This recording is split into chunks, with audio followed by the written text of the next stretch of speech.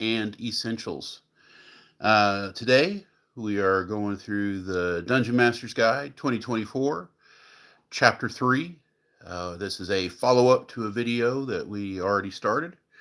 We're going to start on page 68, Environmental Effects. I'm figuring one of these and one more will uh, get us through chapter 3, although I really hadn't looked ahead too much. But we're just going to do it, see where it leads us. It's a long weekend, low viewership. I don't expect too many of you to watch, but if you type something in the chat, I'll respond if it's reasonable. Uh, I'm going to dive right in. Uh, Environmental effects.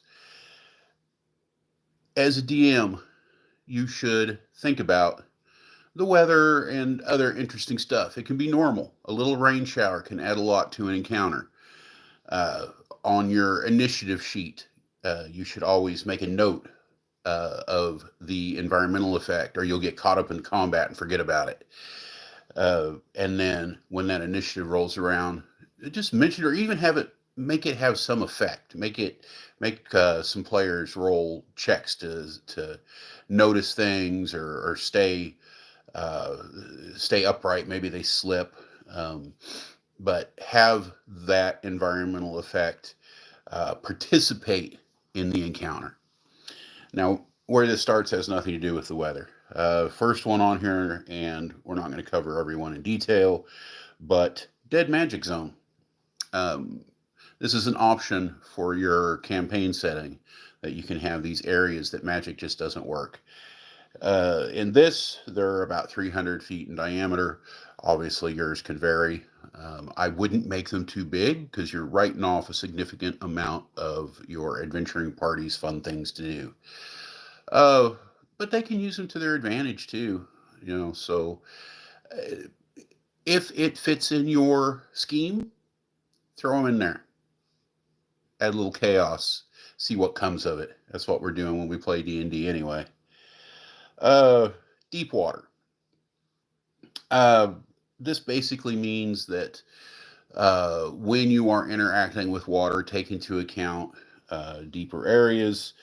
It seems pretty straightforward, but the idea is that water pressure and temperature are more extreme the lower you get, and of course you can have bigger monsters hiding down in there. Uh, the effects can cause exhaustion, but really these all fall into what you want to think about whenever you're having any kind of encounter in the water. You're dealing with different kinds of altitude, different effects, different temperature ranges. Hello to the viewers I have tuning in. We're going through the DMG today, the 2024 version. We're in chapter 3, about halfway through, talking about environmental effects. Uh, there's sections in here on extreme cold, extreme heat. Again, as DMs, especially experienced DMs, you probably already have ways of handling this, or you just don't want to handle this. But if you do, these are some ideas, and if you're a starting DM, definitely read through and get your brain working more and more. Get in the habit of thinking about the world that your players are adventuring in. Uh, we have the effects of heavy precipitation. This is another weather effect that you can deal with. Heavy rains, believe me, make a big difference. I'm sure all of you, or most of you at least, have been in this inch an hour. Not necessarily like hurricane rains, but close to it, where it really does affect your vision. It's very loud if you've never been in one of these heavy storms, not even counting thunder and lightning. Just the rain itself beating down on the ground is noisy.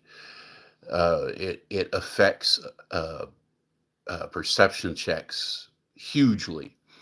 But you also have footing problems. You have communication problems with your party. Again, it's something that you can have a lot of fun with. High altitudes. Think about on your world if this is the same as Earth. On my homebrew world, high altitudes don't work the same way as they do on Earth, but that's entirely up to you, and it's something you should take into effect. The difference between the lower altitudes of a mountain and the upper altitudes, it's a huge difference. It's a different subbiome. Hello, everybody. Good to see you. Uh, Again, just a quick review. This is World Building Essentials and Exercises, and we're talking about the 2024 DMG. We're in Chapter 3, working our way through page 69. They've got a section in here on planar effects. This is going to depend upon what world that you work with. Do you have, the plains of Acheron and Acadia and Guyana as the described in the DMG? But you're going to have some planes. I imagine pretty much every DM that's ever DM'd, no matter how homebrew it is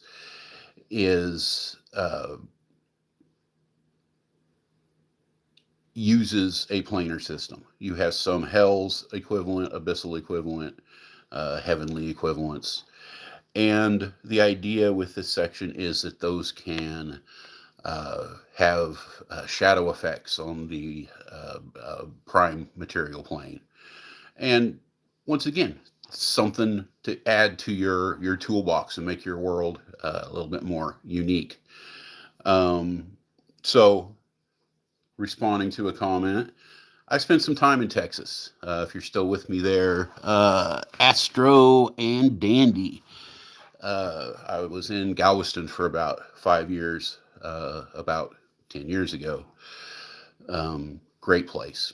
Grew up in Oklahoma, actually, and culturally it's pretty damn similar. Happy Valentine's Day to you.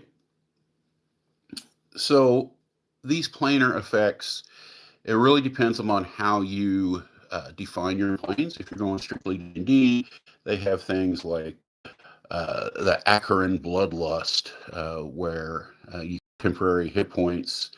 That's probably going to affect the monsters too, but that's up to you how you want to do it. It is a realm that encourages violence in combat. Moving back into more normal stuff, strong winds, slippery ice, thin ice. These are all things, exactly as I've said before, they add to your toolbox. They are things that you can include in a combat setting. Maybe the party doesn't even know they've moved over open ice. We've all played video games. They love to play with this. Movie scenes love to play with this, where you're fighting over a frozen lake, and you can work that into your into D&D too, into your combat scenarios. And maybe the parties know it, maybe they don't. Finally, we end out this page, not the video by any means, with wild magic zones. So this is an area that basically everybody is potentially going to trigger wild magic. Play it up as much as you want to. You can make it crazy or keep it minor. Don't hesitate to homebrew on the spot. The fun about wild magic, if you make a mistake, it's not lasting. It's just going to be around or do some big effect, and then you never have to worry about the party trying to reproduce it because it's swish. Sometimes weird shit happens.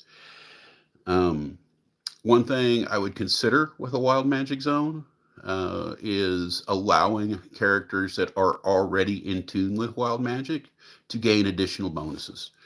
A little bit more control, or control in the sense of triggering stuff they can't control. Generally going to be beneficial. Doesn't have to be. One of these zones, one of these effects that you can have, it might be the party wondering why on earth you're going to make us roll out an encounter with a bunch of kobolds out in open ground, and the reason is because that some crazy shit's about to happen. And when the kobold shaman tries to cast a magic missile, he's actually going to polymorph himself into a giant ape, and then it all evolves into chaos from there. So you can pre-plan random effects to make a good scenario if you want to.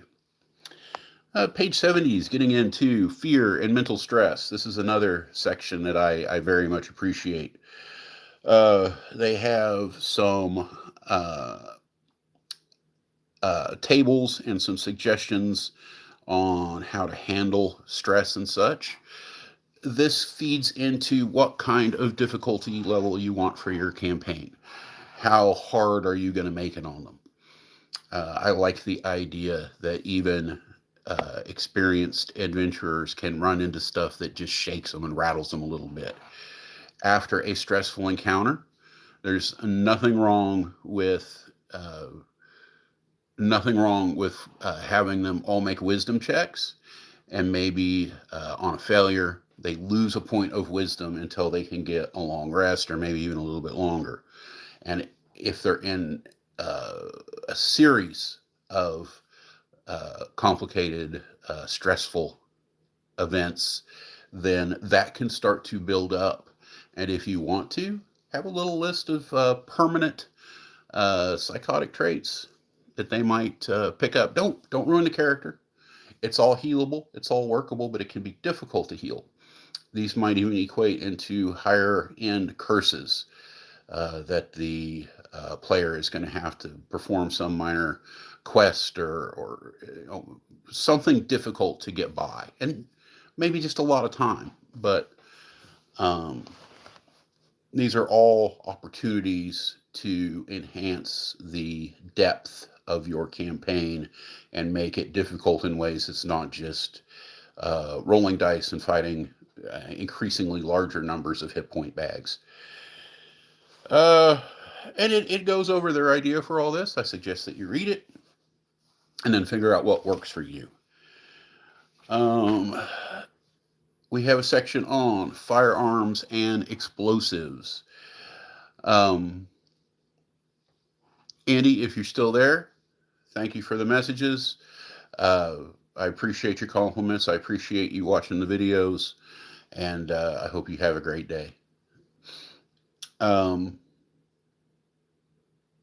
Firearms. So that's one of the big divides between table and table. Do you allow guns? Do you not allow guns? Are there cannons? Do the pirates have ships? Or are they firing arrows at each other and throwing grapples and swashbuckling? Well, I guess swashbuckling includes firearms, but and of course there's middle ground. So whatever side of that you're on, take a look. There are things that can be inspiring here. I don't use guns.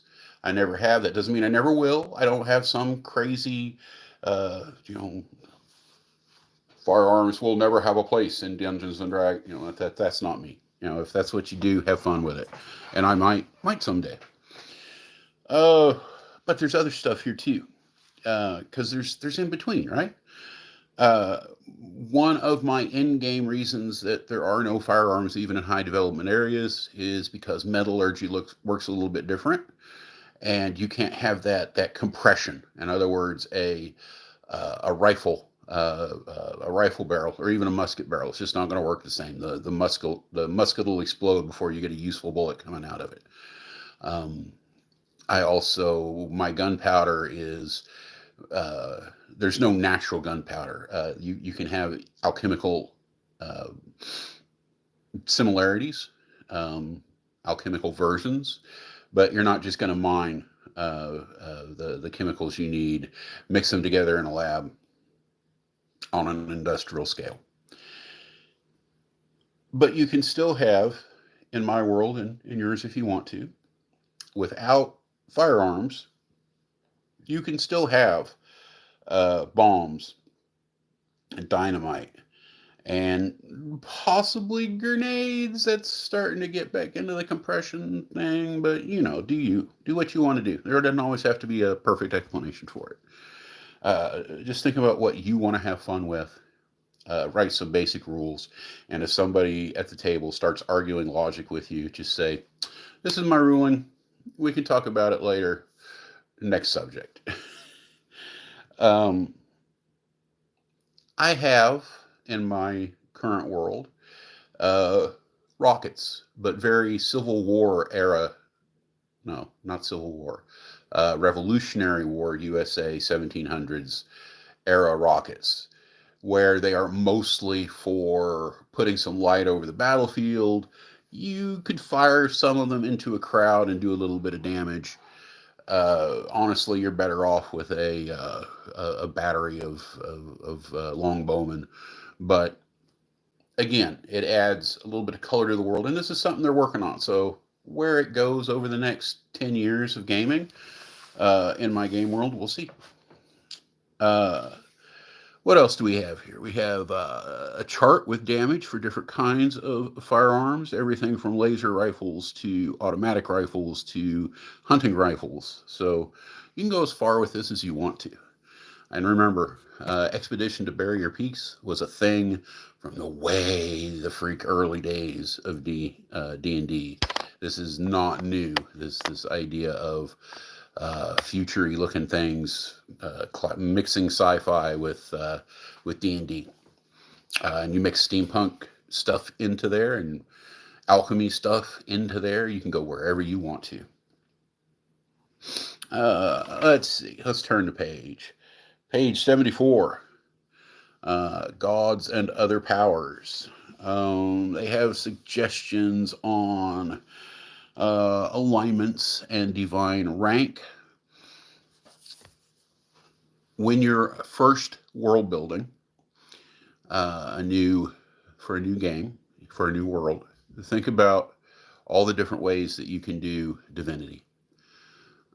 You can have gods walking among man if you want to, and interacting. You can give them stat blocks, and really they're just, CR 35, people with exceptional abilities to control things in their domain. You can have them, like I do on most of my game worlds, as beings that are not even entirely conscious. They don't have stat blocks. They have almost complete dominion over their domains. So if a god of death wants you dead, you just die. If a god of fire wants you dead, he just hits you with 50,000 points of unresistible fire damage. You don't fight gods. Now, by the same token, they're barely aware of individual existences. They're the top end of the hierarchy, sucking in this divine worship energy. Now, below them, you have still very powerful beings that will occasionally interact with mortals. Below them, you have still strong, but less powerful beings again that interact even more. And these are the guys I love to use as patrons for warlocks and other stuff too. These are creatures that fall into that CR 25 to 30 range. Each religion, each deity has maybe 5 or 6 of them that wander around, and these guys do interact to some degree with mortals, especially more powerful adventurers. And then below that, you still have this huge apparatus of celestial bureaucracy of spirits and elementals and powerful beings and people, the souls that have died, and they kept them around for recruiting them for bureaucratic purposes. These are the people that populate the beings that populate dungeons, and the beings that handle the plate tectonics and the weather, and all the things that occur on my game world. They're when you pray for rain, you're not talking to a deity. It gets routed to the weather spirits, and maybe they do, maybe they don't. Maybe they're directed to, maybe they're following rules, maybe they go rogue and say, you know what, like the way this guy prays, it's going to rain. But you can make it any way you want to as a DM. It's something that one of your most creative outlets. One of your biggest opportunities to be different in your campaign, to differentiate you or a given game world from the others. And material like this, I mean, that's kind of where you start working those ideas. There's so much more material out there than when I was young. I mean, I had to think through a lot of my concepts with very little help, except talking to my fellow gamers. Now, you guys, especially with the new DMG, you have so many resources to jumpstart these lines of thinking. It also talks about divine knowledge, which is going to affect things like a commune spell. I was thinking about doing a video specifically on commune and similar stuff. Probably eventually going to have videos talking about forms of predicting the future too, and like divination and stuff. But anyway, and it gives you some advice on creating religions. Again, there's a lot of different ways you can go, especially in new D&D. You don't have to be as pigeonholed as you used to be with, or at least the way I was. I don't know, maybe not everybody did this even 20 years ago, but reading things like Legends and Lore and other D&D source books, it was very much an idea that you had these pantheons of gods, and it was very strict. That's just what there was. There were gods, they were in pantheons, the pantheons competed to some extent. Now, I see things as much more open. You don't necessarily have to have a specific god to be a cleric, which is weird. It took me a while to get into that mindset. But it's the idea that you can draw power from these concepts that kind of overlap, but within your domain. Now, that also means as you're world building, you need to decide what leeway your clerics do have and other holy figures. But you can also do like Eastern religions, as in religions that are more about philosophy than deities. I've tried to work with that a little bit. One thing I've done with my the Windswept Dreary, the area I've kind of been heavily working on, is one of their religions is the Ordning, which is very similar to what it's been around D&D for a long time. The idea with the giants, the Ordning is just an idea that giant kind has this hierarchy.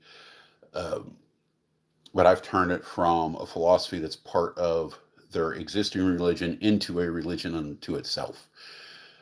And they can have, the same thing. They have churches and clerics and whatever, even though there's not a specific deity. They worship this idea of a kind of a mortal hierarchy among giants and giant kin. Hazards. Are we going to do one more? What time is it? I got time. We're going to do one more section here. Starts on page 76. I have no idea what that's going to leave for the last part. Yeah, but there's probably enough here. At least one more video after this, maybe two. Hazards. We are talking about all kinds of stuff. We have funguses. That's a hazard. Yeah, basically we're talking about more environmental stuff. We have green slimes. We have an inferno, so I assume is going to be a fire. Yeah, it's going to be like dealing with house fires. What do you do when you wake up and your castle's burning to the ground? Poisonous gases, quicksand pits, brown mold, which is not a monster. No, it's basically you've got mold in your basement, dude. You haven't been keeping up, and now you're going to pay the price. They have a section on how to handle different severities, because not everybody instantly realizes that you can have a little bit of brown mold or a lot of brown mold. Quantity matters for brown mold. We have razor vines. We've invented some plants that D&D wants to be annoying now. I don't know if you've always had those. You should add some. Uh, their suggestion is razor vine, which is going to probably be a lot like a bramble patch. Yep, hedge walls. It has hit points. It's immune to bludgeoning and psychic damage. And you're either gonna avoid it or you're gonna whack at it. Yeah, it's a plant. We're talking about webs, so not the spiders that make them, but the leftover webs themselves, about how to deal with them. Um, we have vicious vines to go with our razor vines. Rock slides get more mold. Uh, I don't mean to be dismissive, if that's how I sound. The point of this is to, again, get that DM brain jump started, your world building psyche motivated. Maybe a level of a dungeon is just getting through the overgrowth. Maybe it's full of razor vines that's going to be annoying and irritating for the party to hack through. You're going to take a little damage here and there. You're going to be constantly worried that some evil druid is going to cast Entangle and amplify the effect of all these razor vines wrapping around you, plus you're under the usual effects of the Entangle spell. None of that has to happen. It can just be plants. And when you finally break through them, you get to the next level of the dungeon. Or maybe you have a crossover point where you're fighting right on the edge of the razor vine entanglement, and you can play with those dynamics of moving the enemy into it or them moving you into it, limiting movement, effects of range fire, all the battlefield control stuff that you can do to add to the interesting factor of an encounter. Now, as D&D often does, they just throw something in here that seems a little weird. The river Styx is on this list of things that you can just bump into. Maybe it's some mold, maybe it's some leftover webs from a giant spider, or maybe you encounter the river Styx as you're walking through the woods. Again, this is totally up to how you set up your game world and if you even have a river Styx.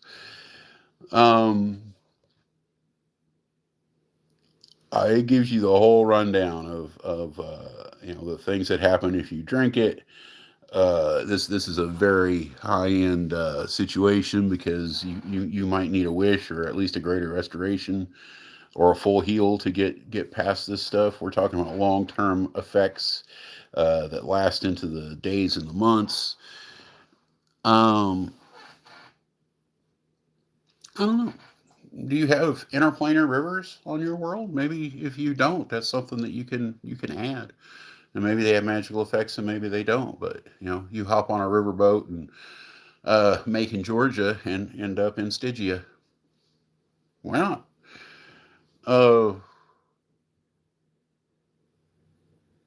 Yeah. Rock slides, vicious vines, the river Styx. Why wouldn't that all go on the same page? All right, we're going to wrap it down here. I appreciate each and every one of you for stopping by. There's going to be at least one more video on Chapter 3, and then we're probably going to move into Bastions. And yes, I know, there's a brand new Monster Manual out, and the DMG has been out for a while, but I only have so much time in the day, and I'm behind, and I'll always be behind. The primary purpose of this channel is not to read source books to you. It is to talk about world building. And usually that is done through writing videos on biomes or specific settings. Coming up, I'm going to do some work in the next few weeks on a specific city in an area that we've been working in, and do some world building for how to develop a high development setting for just a urban environment. Yeah, Mod Hunter, Sorry about that. We are definitely wrapping down. Appreciate you stopping by. Hopefully you can catch us next time. And I know there's no warning for when I do these. Um, I may try to get on some kind of schedule, or at least give a little bit of heads up. Uh, I would imagine, if I stick to my plan, that this is going to be released as a standalone video in the next day or two. And then I'm probably going to do my next live stream actually today. I want to get through the rest of chapter 3, and then that would be released onto a permanent format on the station, obviously, Tuesday-ish, let's say. Uh, but I'm trying to sign off, because once I start getting over 30 minutes, this thing gets clunky. Uh, Appreciate you stopping by. You guys are all important to this world, and I'm glad you're here. You contribute. Everybody have a wonderful rest of the day. If those of you that are getting a 3-day weekend, such as myself, enjoy it. Cheers. All right, I got one more comment. Let's see. What do we got here? Mr. Mod Hunter. Interest in 5e is 0. All right. Still glad you stopped by. I'll catch y'all next time. And again, where's the damn button? All right. And